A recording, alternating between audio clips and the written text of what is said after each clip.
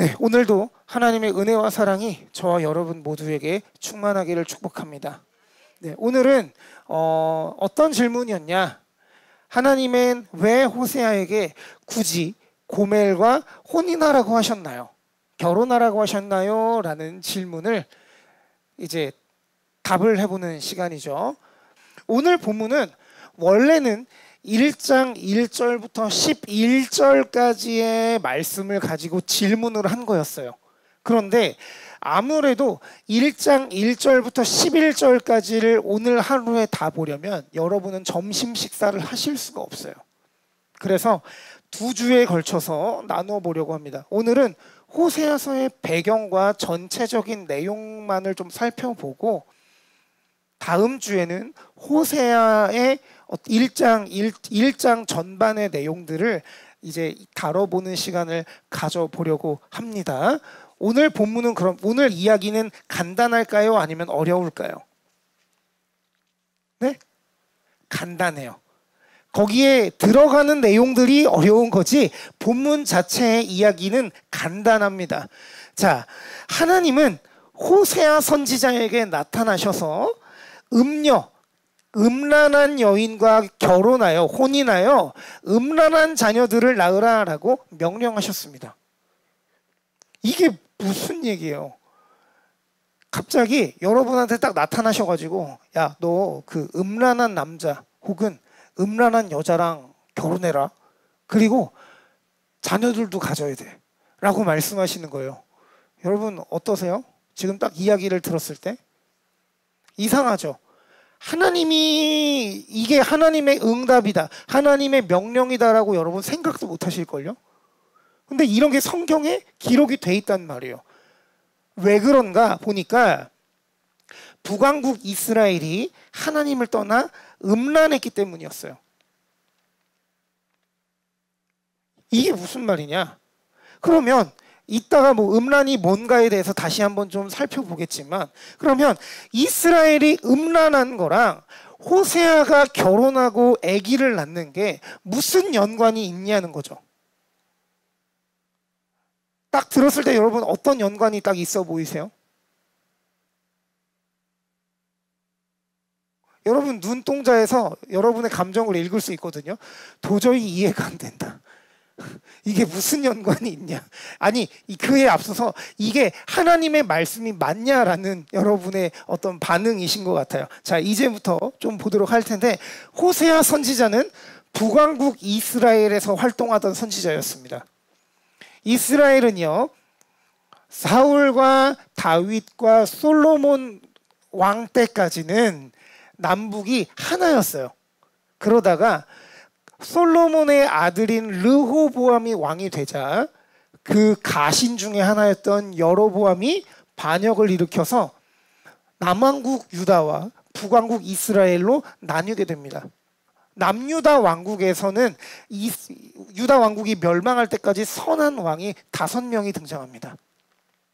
그런데 북왕국에서는 선한 왕이 몇 명이었을까요? 네? 몇 명이요? 몇 명이요? 모르시겠어요? 그냥 찍어서 맞추셔도 돼요. 없었어요. 단 한 명도 선한 왕이 없었습니다. 북왕국 이스라엘에서 여러분이 아실 만한 유명한 왕이 누가 있냐면 아합 왕이 있습니다. 아합이 누굽니까? 엘리야 선지자 때 이세벨이라는 음란한 여인과 결혼을 해가지고 이스라엘 왕, 북왕국 이스라엘을 완전히 그 우상의 천지로 만든 역사적인 왕이죠. 그 갈멜산에서 불 떨어지고 이게 다 그때 있었던 일입니다. 자, 어쨌든 북왕국 이스라엘과 남왕국 유다가 나눠져 있었는데, 북왕국 이스라엘의 왕, 당시 호세아가 있던 당시의 왕은 여로보암 2세였어요.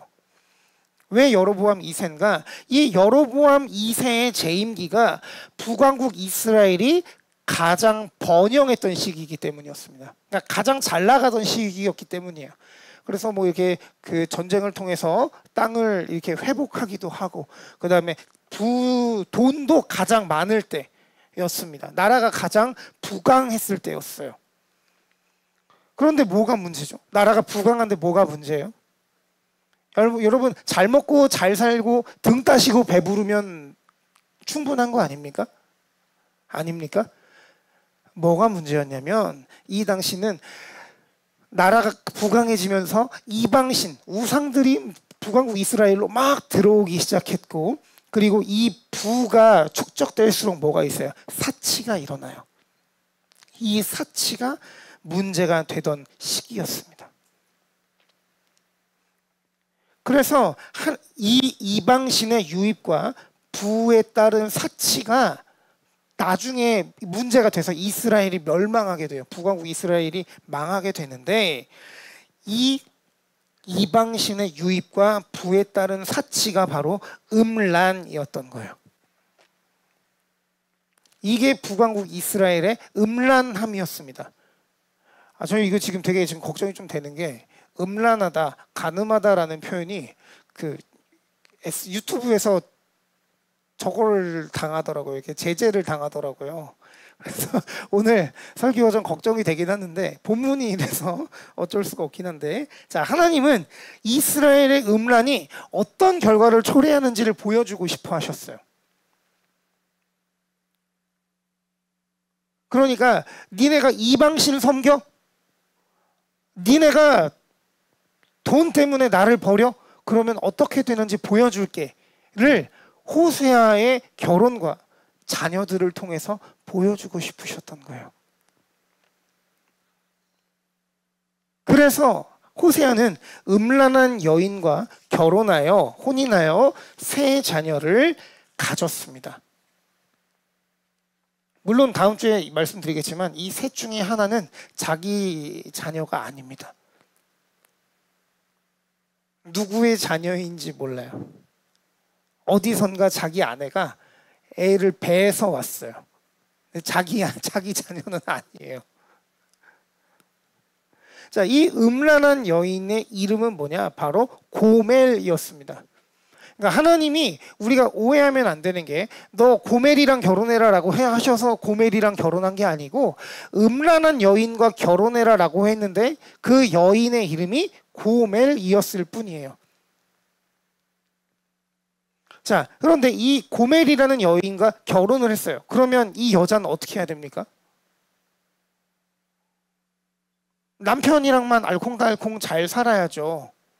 그런데 이 고멜이 결혼한 이후에도 남자들을 막 쫓아다녀요. 남자들이랑 문란한 생활을 계속했다는 거예요. 그러다가 결국은 집을 떠나게 됩니다. 호세아를 떠나요. 그러니까 어떻게 하냐? 호세아는 이제 이거 끝났다 라고 생각했을지 모르겠지만, 하나님께서 너 가서 돈 주고 네 아내 다시 데려와 라고 하신 거예요. 그래서 호세아가 값을 치르고 고멜을 다시 데려와요. 그런데 이걸 한 걸 보면 호세아도 고멜을 사랑했던 것 같습니다. 결국 하나님은 호세아의 결혼과 자녀들을 통해 이스라엘이 얼마나 음란한지, 그리고 하나님의 사랑이 얼마나 순결하신가를 깨닫길 원하셨던 거예요. 호세아서의 주제는 뭡니까? 그러면 이스라엘의 간음과 음란함과 하나님의 순결한 사랑이 되겠죠. 오늘 설교 제목과도 일치되는 내용이죠. 자, 그렇다면 알겠어요. 이스라엘이 얼마나 음란한지도 알겠고, 그리고 하나님이 왜 호세아가 결혼하라고 하셨는지도 알겠어요. 이거는 다음 주에 보면 더 기가 막힙니다. 더 기가 막혀요. 그런데 그러면 어쨌든 오늘은 우리가 여기까지만 볼 거니까 이 내용과 우리가 어떤 연관이 있냐는 거죠. 이 이야기가 2025년을 살아가는 우리와 어떤 의미가 있겠습니까? 그것도 노년에 접어드신 여러분과 무슨 연관이 있냐는 거예요. 여러분, 당시 이스라엘의 음란은 이방신을 섬기는 것과 사치였다라고 말씀을 드렸죠. 그런데 문제는 오늘날을 살아가는 우리도 하나님 앞에 이와 동일한 음란함을 범한다는 거예요. 우리도 이런 죄를 짓는다는 겁니다. 그러면 여러분도 이런 의문이 드시겠죠? 아니요, 저한테 반박하실지도 모르겠습니다. 물론 이제 제가 목사니까 여러분이 저한테 대놓고 말씀은 안 하실지라도 여러분이 속으로 그렇게 생각하실지도 몰라요. 아니, 난 진짜 잘 살고 있는데 목사님 네가 뭔데? 내가 음란하대. 목사 네가 뭔데? 나보고 죄를 짓는데 라고 하실지 모르겠습니다. 자, 그런데 여러분 한번 보십시오. 옛날에는 우상이 그냥 이렇게 저런 거였어요. 이방 신들이었어요. 오늘날의 우상은 뭡니까? TV도 있네요. 예, 돈도 있어요. 예, 성도 있습니다. 정확하게 말하면 저건 이제 성이라기보다는 문란함을 말하는 거겠죠. 어떤 성적 문란함. 그리고 그 밑에 보시면 안락과 편안. 내 편안함. 내가 잘 먹고 잘 사는 거. 그리고 그 밑에 뭐냐면 마약이에요. 약.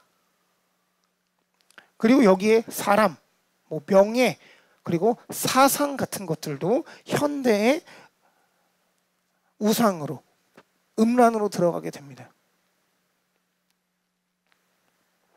여러분은 어떤 음란함을 범하고 계십니까? 이 중에 어떤 게 걸리죠? 하나하나 짚어드릴까요? 왜 그런지?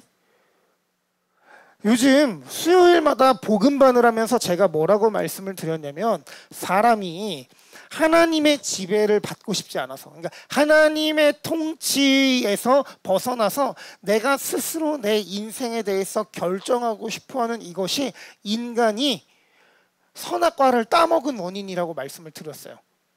그래서 인간이 자유로워졌습니까?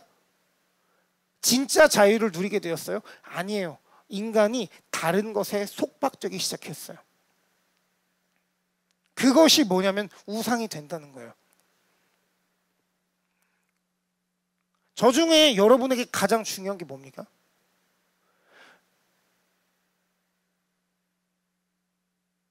혹시 저 중에 여러분이 하나님보다 더 사랑하시는 것이 있습니까?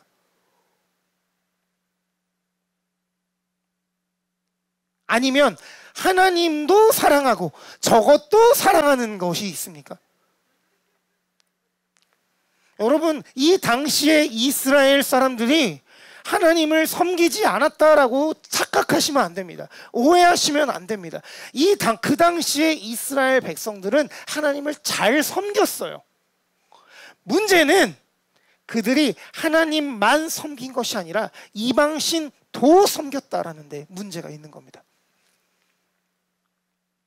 이거랑 똑같은 겁니다. 그러면 하나님을 내가 더 사랑하고 다른 거는 덜 사랑하니까 괜찮은 거 아니냐? 괜찮겠어요? 그게 뭐가 문제인지라고 제 말에 이상함을 느끼시는 분들을 위해서 더 극단적인 예시를 들어드리겠습니다. 제가 자주 하는 예시인데 제가 저희 아내한테 이렇게 이야기하는 겁니다. 여보, 내가 당신을 정말 많이 사랑합니다. 90% 사랑하거든요. 그러니까 10%만 우리 여 아랫집의 카페 사장님을 사랑해도 될까요? 10%만요. 그럼 저희 아내가 뭐라고 하겠습니까? 안 된다고만 하겠어요? 이혼하자고 이혼 서류 들고 쫓아오겠죠. 어떤 건지 이해하시겠습니까? 이 당시에 이스라엘이 음란했다라는 것은 이들이 하나님을 섬기지 않았다라는 게 아닙니다. 하나님을 사랑하지 않았다라는 게 아니에요. 하나님도 사랑하고 다른 것들도 사랑하는 데에 문제가 있었던 겁니다. 그렇다면 여기에 맞추어 보았을 때 우리가 진정으로 하나님만 사랑한다라고 말할 수 있습니까? 여러분, 어찌 보면 때로는 하나님보다 하나님을 의지한다라는 명목으로 하나님이 사람을 통해 일하신다라는 명목으로 사람을 의지하진 않으셨습니까?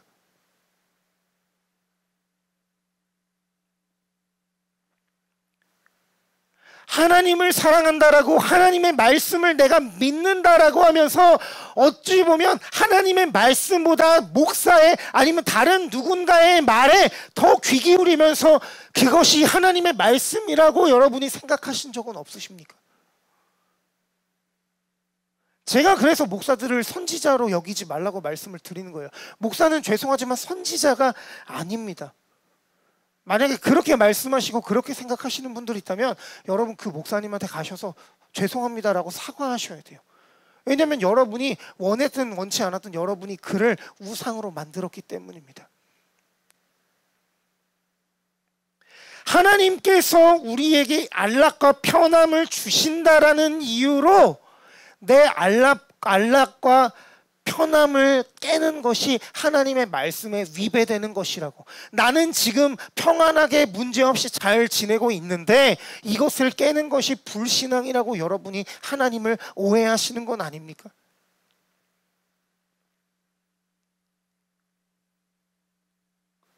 여러분 자신을 돌아보시라는 이야기예요.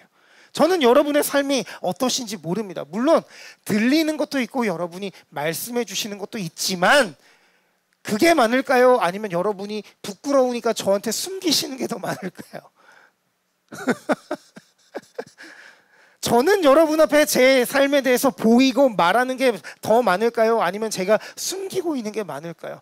여러분 제 속에 들어오셔서 제 속을 다 살펴보시면 뭐 저딴 게 목사를 하고 있냐라고 말씀하실 분들이 분명히 계실 겁니다. 문제는 이것을 우리가 하나님을 믿는다 하면서도 지속적으로 행한다라는 겁니다. 여러분 하나님 사랑하십니까? 그러면 다시 한번 질문하겠습니다. 여러분 하나님 앞에 100% 순결하다라고 말씀하실 수 있으십니까?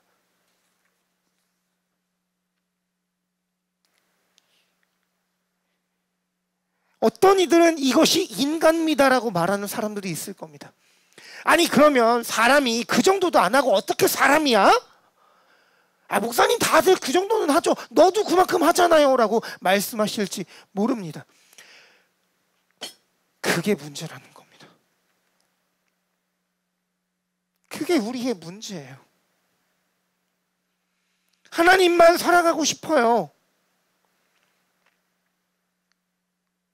하나님께만 100% 올인해서 살고 싶습니다.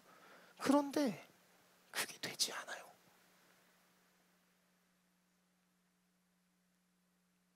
목회에 집중하고 싶습니다. 그런데 목회에 집중하려고 보니까 누가 걸리냐면 처자식이 걸려요. 제 아내와 제 자녀가 무슨 죄가 있습니까? 목사 남편 만난 죄밖에 더 있어요. 태어나고 봤더니 아빠가 목사래요. 그 죄밖에 더 있습니까? 그러면 저도 그들을 책임을 져야죠. 올인할 수 없는 제 자신에 대해서 제가 얼마나 스스로 죄책감을 가지고 살아가는지 여러분 모르실 겁니다. 100% 할 수 있다고요? 그럴 수 없어요.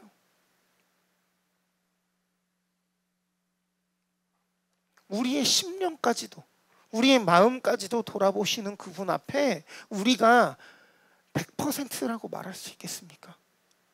어찌 보면 우리의 간음은 하나님 앞에 정해진 수순일지 모르겠습니다. 매일 간음하면서 살아가요. 매일 그렇게 살아갑니다. 그러나 하나님이 그런 우리의 성정을 아셨던 거예요. 우리가 음란하게 살 수밖에 없다라는 것을 아셨던 겁니다. 그래서 하나님은 그러한 우리를 포기하지 않으시고 우리를 향하신 순결한 사랑을 보이셨습니다. 우리가 잘해서가 아니에요. 호세아가 그 고멜의 몸값을 지불하고 집으로 다시 그 아내를 데리고 온 이유, 음란한 아내를 데리고 온 이유가 무엇입니까? 사랑하기 때문에 그를 향한 자신의 사랑을 보인 거예요. 호세아는 이것을 통해 알게 됩니다. 우리가 음란하면서 살아가는데 하나님께서 우리를 끊임없이 사랑하고 계시는구나. 이것을 알게 돼요. 그러니까 호세아가 어떻게 합니까? 이 하나님의 절절한 사랑을 글로써 남길 수밖에 없었던 겁니다. 선포할 때 그 절절함이 얼마나 살아나겠냐고요. 여러분, 구약은 하나님께서 우리에게 율법을 주셨지만 우리가 그 율법대로 살아갈 수 없는 존재라는 것을 여실히 보여줍니다. 하나님이 이걸 모르셨을까요? 아셨어요.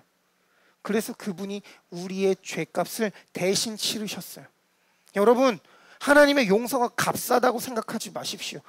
하나님이 정말 값없이 주신 은혜라고, 우리가 값없이 받은 은혜라고, 그 은혜가 정말 값이 없는 은혜인 것 같습니까? 그 은혜가, 그 복음이 그렇게 가치 없고 값이 싼 것처럼 여겨지세요? 아니에요. 우리가 받은 그 값없는 은혜는 이 세상에서 가장 가치 있는 것을 지불하실 수밖에 없었던 그분의 애절하시고 순결하신 사랑이 드러난 것입니다. 하나님께서 그 값으로 무엇을 지불하셨는데요? 그분의 독생자, 그분의 성품을 가장 닮으신 아들 예수 그리스도를 우리를 위해 이 땅에 보내주신 거예요. 우리를 위해서 십자가에 못 박혀 죽으신 거예요. 그분은 이 땅에 오실 때부터 그 사랑 자체셨어요. 여러분, 수요일에도 예를 들었습니다. 여러분, 동물 사랑하시죠? 그러면 우리 개 키우시는 분들 잘 대답해 보세요. 고양이 키우시는 분들 잘 대답해 보십시오. 여러분이 그 강아지와 고양이를 사랑하신다고 해서 그 강아지나 그 고양이가 되실 수 있으시겠습니까? 그게 어떻게 상황적으로 되겠어요? 말고 걔네를 정말 사랑하니까 걔네랑 같은 입장이 되실 수 있겠냐고요. 입장적으로.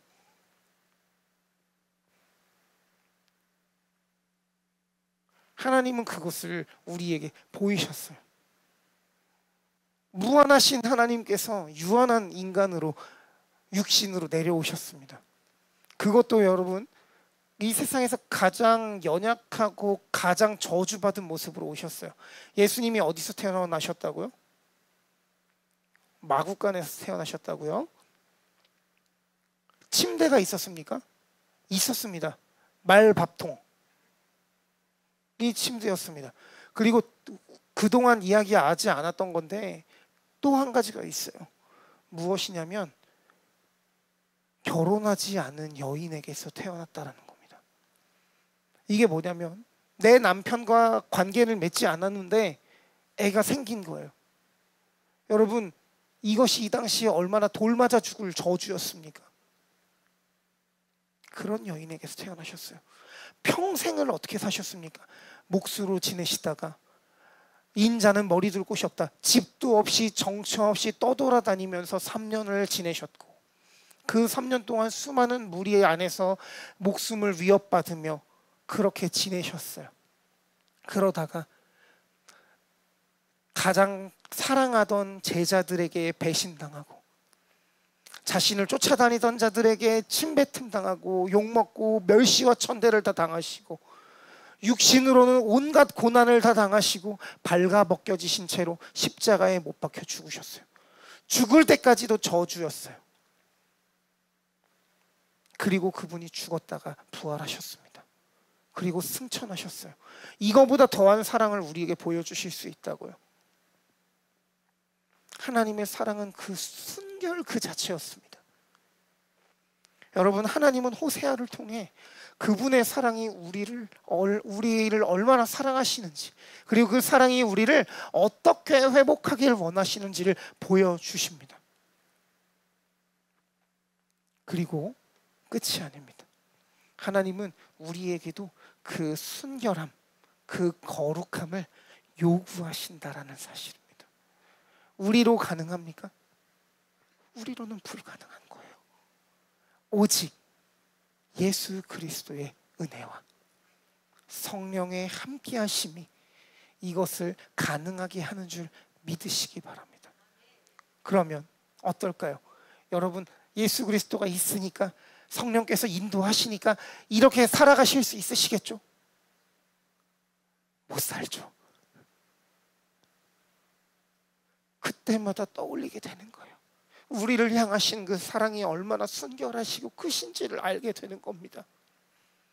여러분, 넘어질 때마다 내가 또 간음하고 있었구나, 내가 또 음란한 삶을 살고 있었구나라는 것을 깨달을 때마다 나 자신의 연약함을 볼 뿐만 아니라 이러한 나를 먼저 사랑하시고 그 사랑의 절정을 보이신 그 하나님의 은혜를 기억하고 또 하루를 살아가는 저 여러분 모두가 되기를 예수님의 이름으로 축원합니다. 기도하겠습니다.